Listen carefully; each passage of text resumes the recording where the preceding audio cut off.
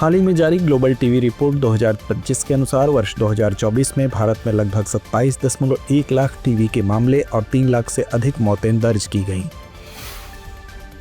हाल ही में बेर्लिन में चल रहे COP30 जलवायु शिखर सम्मेलन में ब्राजील ने उष्णकटिबंधीय वन फॉरएवर फैसिलिटी का अनावरण किया। बता दें कि ब्राजील COP30 जलवायु शिखर सम्मेलन की मेजबानी कर रहा है। भारत और श्रीलंका के बीच संयुक्त सैन्य अभ्यास मित्र शक्ति 2025 का 11वां संस्करण सोमवार 10 नवंबर 2025 से कर्नाटक के बेलगावी स्थित फॉरेन ट्रेनिंग नोड में शुरू हुआ।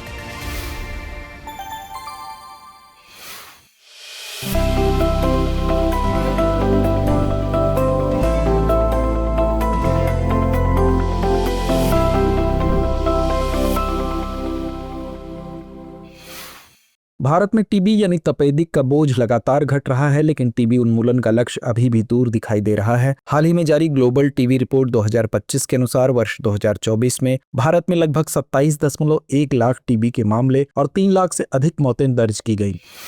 हालांकि यह आंकड़े गिरावट की दिशा में इशारा करते हैं, लेकिन भारत अब भी टीबी उन्मूलन के अपने लक्ष्य से काफी पीछे है। रिपोर्ट के अनुसार 2015 से 2024 के बीच भारत ने टीबी के मामलों में 21% और मौतों में 28% की कमी की है, जबकि विश्व स्वास्थ्य संगठन के 2025 लक्ष्य के मुताबिक यह कमी 50% मामलों और 75% मौतों की होनी चाहिए थी। यानी भारत अब तक केवल आधे रास्ते तक ही पहुंच पाया है। रिपोर्ट यह भी बताती है कि भारत ने 2020 के वैश्विक लक्ष्य का भी केवल आधा हिस्सा ही हासिल किया था।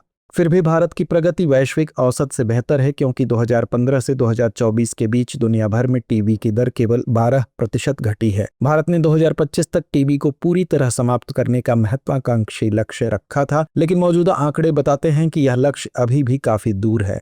हालांकि टीबी उपचार कवरेज में सुधार के संकेत जरूर मिले हैं। हाल ही में बेर्लिन में चल रहे COP30 जलवायु शिखर सम्मेलन में ब्राजील ने उष्णकटिबंधीय वन फॉरएवर फैसिलिटी का अनावरण किया। बता दें कि ब्राजील COP30 जलवायु शिखर सम्मेलन की मेजबानी कर रहा है। TFFF उष्णकटिबंधीय वनों के संरक्षण हेतु विकासशील देशों को पुरस्कृत करने के लिए $125 बिलियन का एक नया कोष है। यह एक आत्मनिर्भर निवेश कोष है, जिसका उद्देश्य पुराने उष्णकटिबंधीय वनों के संरक्षण के लिए 74 विकासशील देशों को पुरस्कृत करना है। इस कोष का लक्ष्य $125 बिलियन जुटाना है, जिसमें सरकारों और चैरिटी से $25 बिलियन तथा निजी निवेश से $100 बिलियन शामिल हैं। इस धन को सार्वजनिक और कॉरपोरेट बॉन्डों में निवेश किया जाएगा तथा वार्षिक रिटर्न को उपग्रह द्वारा ट्रैक किए गए कैनोपी डेटा के आधार पर वन राष्ट्रों को भुगतान के रूप में वितरित किया जाएगा। प्रारंभिक योगदान में ब्राजील और इंडोनेशिया से $1 बिलियन, कोलंबिया से $250 बिलियन, नॉर्वे से एक दशक में $3 बिलियन, नीदरलैंड से $5 बिलियन और पुर्तगाल से €1 मिलियन शामिल हैं। बता दें कि भारत फॉरेस्ट फॉरएवर फैसिलिटी में एक पर्यवेक्षक के रूप में शामिल होगा। वहीं फ्रांस, चीन और संयुक्त अरब अमीरात ने समर्थन व्यक्त किया है, लेकिन वित्तीय प्रतिबद्धता नहीं जताई है। भारत के विदेश मंत्रालय ने अपने पासपोर्ट सेवा कार्यक्रम का अपग्रेडेड वर्जन लॉन्च किया है। इस रोल आउट में पासपोर्ट सेवा कार्यक्रम, ग्लोबल पासपोर्ट सेवा कार्यक्रम और ई-पासपोर्ट शामिल है। मंत्रालय ने इसे एक महत्वपूर्ण उपलब्धि बताया है। ई-पासपोर्ट एक हाइब्रिड दस्तावेज है जिसमें RFID चिप लगे हैं। यह धारक की जानकारी को अंतर्राष्ट्रीय नागरिक उड्डयन संगठन के मानकों के अनुसार सुरक्षित रखता है। PSP v2.0 में अब AI आधारित चैट और वॉइस बॉट्स की सुविधा जोड़ी गई है, जिससे आवेदन, पूछताछ और शिकायत दर्ज करने की प्रक्रिया आसान हो गई है। यह प्रणाली भारत के सभी 37 पासपोर्ट कार्यालयों, 93 पासपोर्ट सेवा केंद्रों और 450 डाकघर पासपोर्ट सेवा केंद्रों में लागू की जा चुकी है। नया पासपोर्ट वेबसाइट और मोबाइल ऐप अब ऑटोफिल फॉर्म, आसान दस्तावेज अपलोड और UPI/QR कोड भुगतान जैसी सुविधाएं प्रदान करता है।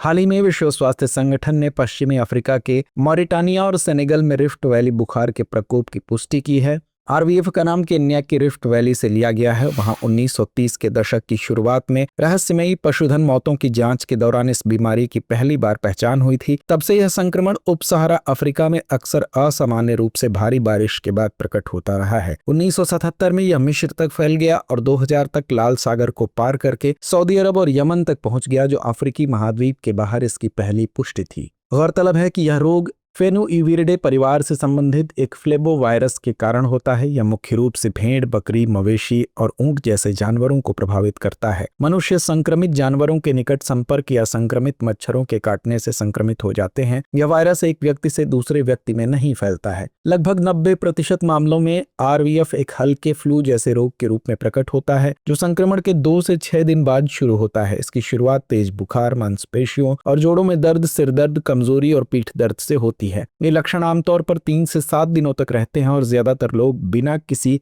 स्थायी प्रभाव के पूरी तरह ठीक हो जाते हैं।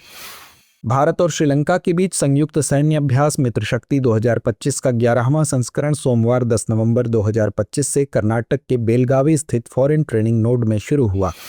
यह अभ्यास 23 नवंबर तक चलेगा। रक्षा मंत्रालय के अनुसार भारत की ओर से 170 सैनिकों का दल मुख्य रूप से राजपूत रेजिमेंट के जवानों से बना है, जबकि श्रीलंका की ओर से 135 सैनिक मुख्य रूप से गजाबा रेजिमेंट से भाग ले रहे हैं। इसके अलावा भारतीय वायुसेना के 20 और श्रीलंकाई वायुसेना के 10 कर्मी भी इस अभ्यास में शामिल हैं। इस संयुक्त अभ्यास का उद्देश्य संयुक्त राष्ट्र चार्टर के अध्याय 7 के तहत आतंकवाद रोधी अभियानों में पारस्परिक तालमेल और संचालन क्षमता को बढ़ाना है। अभ्यास के दौरान छापामार अभियान, search and destroy mission, heliborne operation, army martial art routine, combat relax, shooting और योग जैसी गतिविधियां शामिल की गई हैं। अभ्यास में ड्रोन, हेलीकॉप्टर और काउंटर यूएस सिस्टम का भी इस्तेमाल किया जा रहा है। सैनिक हेलीपैड सुरक्षा और कैजुअल्टी इवैक्यूएशन जैसे मिशनों पर भी संयुक्त रूप से काम करेंगे। भारत अपने नियोडीमियम उत्पाद को 9 गुना बढ़ाकर वित्त वर्ष 2027 के अंत तक 500 टन तक पहुंचाने की योजना बना रहा है। दरअसल नियोडीमियम एक रासायनिक तत्व है जिसका प्रतीक एनडी और परमाणु संख्या 60 है। यह लैंथेनाइड्स समूह से संबंधित है, जो दुर्लभ पृथ्वी तत्वों का हिस्सा है। यह वैश्विक दुर्लभ पृथ्वी चुंबक उद्योग में एक महत्वपूर्ण तत्व है। यह इलेक्ट्रिक वाहनों, स्वच्छ ऊर्जा प्रौद्योगिकियों और रक्षा प्रणालियों में महत्वपूर्ण भूमिका निभाता है। यह ऑप्टिकल उपकरणों और विद्युत अनुप्रयोगों में उपयोग के लिए उपयुक्त है। इसकी खोज 1885 में कार्ल ऑयर ने वियना में की थी। यह दुर्लभ पृथ्वी तत्वों में सेरियम के बाद दूसरा सबसे प्रचुर तत्व है। यह लैंथेनाइड खनिजों में पाया जाता है, जैसे मोनाजाइट और बास्टनासाइट। इसके भंडार मुख्यतः ब्राजील, चीन, अमेरिका, भारत, श्रीलंका और ऑस्ट्रेलिया में है। बता दें कि विश्व के दुर्लभ पृथ्वी भंडार का लगभग 6% ओडिशा और आंध्र प्रदेश के बीच तटीय क्षेत्र में केंद्रित है। नियोडीमियम की गुण की बात करें तो यह एक तन्य एवं आघातवर्ध चांदी जैसी सफेद धातु है। यह हवा में आसानी से ऑक्सीकृत होकर एक ऑक्साइड Nd2O3 बनाता है, जो आसानी से टूट जाता है। धातु को सील करके या निर्वात में या निष्क्रिय वातावरण में रखा जाना चाहिए। भारत और बोत्सवाना ने मिलकर प्रोजेक्ट चीता के तहत 8 चीतों के स्थानांतरण की औपचारिक घोषणा की है। यह घोषणा हाल ही में राष्ट्रपति द्रौपदी मुर्मू की राजकीय यात्रा के दौरान की गई। राष्ट्रपति मुर्मू ने बोत्सवाना के राष्ट्रपति डूमा गिडियन बोको और वहां की जनता को इस सहयोग के लिए धन्यवाद देते हुए आश्वासन दिया कि भारत इन चीतों की पूरी देखभाल करेगा। बोत्सवाना गुरुवार को इन चीतों को प्रतीकात्मक रूप से भारत को सौंपेगा। 5 चीते मोकोलोदी नेचर रिजर्व में बने क्वारंटीन सेंटर में छोड़े जाएंगे, जबकि बाकी 3 बाद में जुड़ेंगे। ये सभी चीते कालाहारी मरुस्थल के घांजी क्षेत्र से लाए गए हैं। यह स्थानांतरण वन्यजीव संरक्षण में भारत बोत्सवाना की साझेदारी का प्रतीक है। राष्ट्रपति बोको ने कहा कि यह कदम भारत में चीतों की आबादी के पुनरुत्थान में मदद करेगा। भारत ने पहले नामीबिया और दक्षिण अफ्रीका से भी चीते लाए थे। इस यात्रा के दौरान दोनों देशों ने स्वास्थ्य क्षेत्र में एक समझौता ज्ञापन पर भी हस्ताक्षर किए। राष्ट्रपति मुर्मू ने कहा कि यह यात्रा भारत बोत्सवाना संबंधों के 60 वर्ष पूरे होने से पहले एक महत्वपूर्ण मील का पत्थर साबित होगी।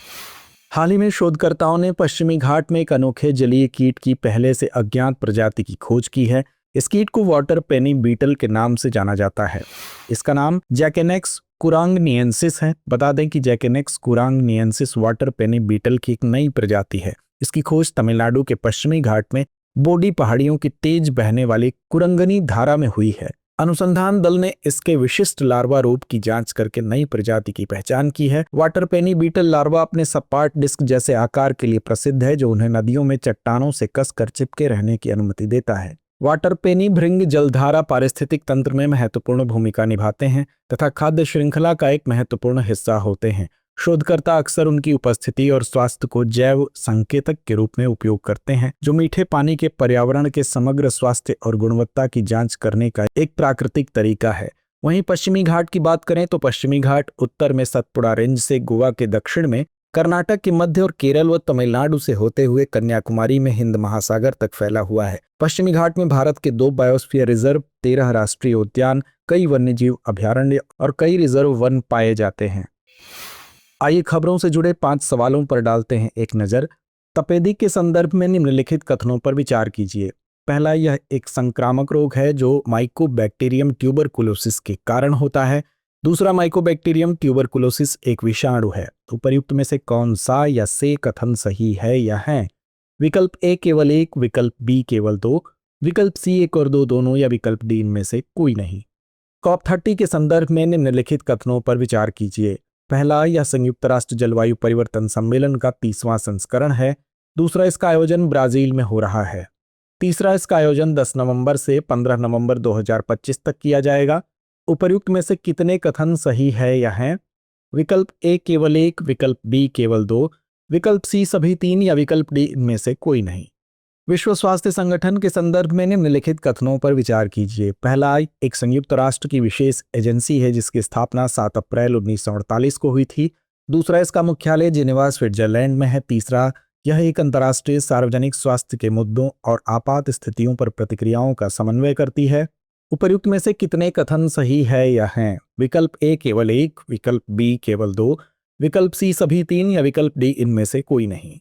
प्रोजेक्ट चीता के संदर्भ में निम्नलिखित कथनों पर विचार कीजिए। पहला, बोत्सवाना ने प्रोजेक्ट चीता के अगले चरण के तहत औपचारिक रूप से भारत को 8 चीते सौंपे हैं। दूसरा, वर्ष 2022 में प्रोजेक्ट टाइगर के अंतर्गत शुरू किया गया था प्रोजेक्ट चीता। तीसरा, भारत में वर्ष 1952 से विलुप्त हो चुके चीतों के पुनर्वास का प्रयास है। उपर्युक्त में से कितने कथन सही है या हैं?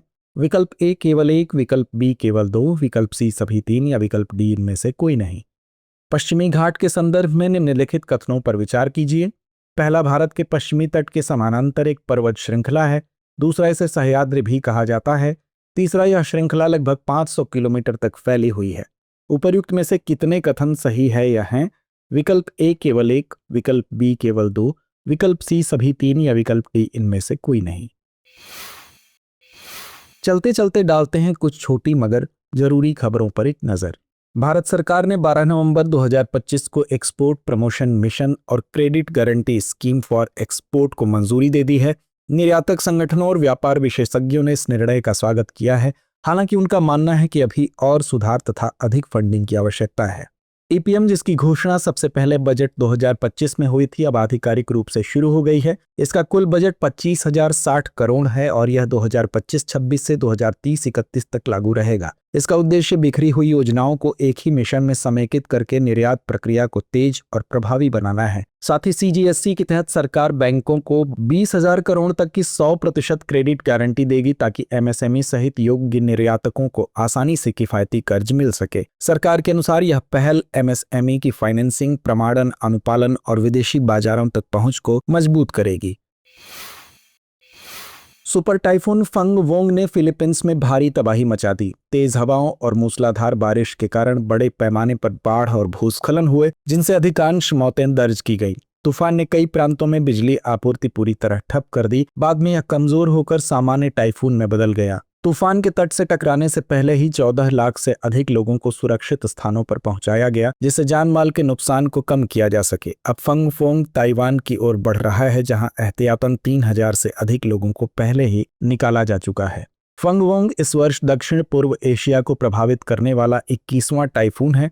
लगातार आ रहे तूफानों और प्राकृतिक आपदाओं के कारण फिलीपींस के कई इलाकों में लोग अभी भी सामान्य जीवन में लौटने के लिए संघर्ष कर रहे हैं।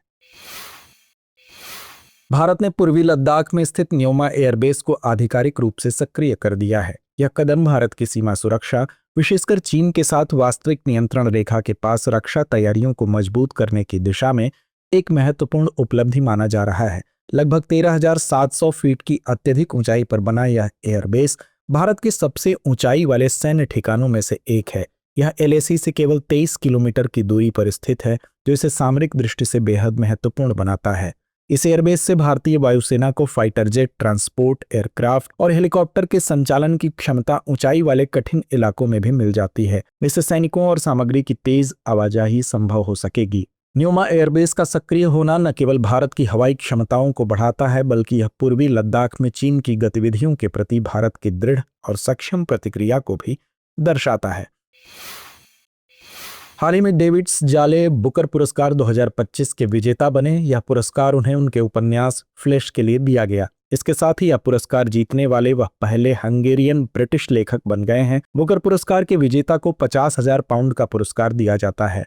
इस साहित्य पुरस्कार को बुकर पुरस्कार फाउंडेशन द्वारा प्रदान किया जाता है। यह पुरस्कार 1969 में पहली बार दिया गया था, जिसका उद्देश्य अध्ययन को बढ़ावा देना और साहित्यिक उत्कृष्टता को प्रोत्साहित करना था। बर्निस रूबेंस वह पहली महिला थीं जिन्होंने 1970 में अपने उपन्यास द इलेक्टेड मेंबर के लिए यह पुरस्कार जीता। हाल ही में चिली के वैज्ञानिकों ने विश्व में हम्बोल्ट पेंगुइन की घटती जनसंख्या के लिए और अधिक खतरे की चेतावनी दी है। इनका यह नाम इसलिए रखा गया है क्योंकि इनका निवास स्थान हम्बोल्ट धारा के पास स्थित है, जो ठंडे पानी की विशेषता वाली एक बड़ी समुद्री धारा है। हम्बोल्ट पेंगुइन चिली और पेरू के प्रशांत तटों के मूल निवासी हैं। चिली का प्रशांत तट दुनिया के शेष 80% हम्बोल्ट पेंगुइन का घर है। इन्हें IUCN की रेड डाटा लिस्ट में संवेदनशील श्रेणी और साइट्स के परिशिष्ट 1 के अंतर्गत रखा गया है। जरूरी सूचना। प्रिय व्यूअर्स, हमारी टीम कोशिश करती है कि आपको दी गई खबरों में एक भी गलती ना हो, लेकिन यदि किसी सोर्स या ह्यूमन एरर की वजह से ऐसी गलती हो जाती है तो इस वीडियो के कमेंट बॉक्स में उस गलती को सुधार कर पिन कर दिया जाता है। यह आपको कमेंट बॉक्स में सबसे ऊपर दिखाई देता है। अब एग्जाम की तैयारी को और बेहतर करने के लिए हमारे चैनल को लाइक, शेयर और सब्सक्राइब करना ना भूलें।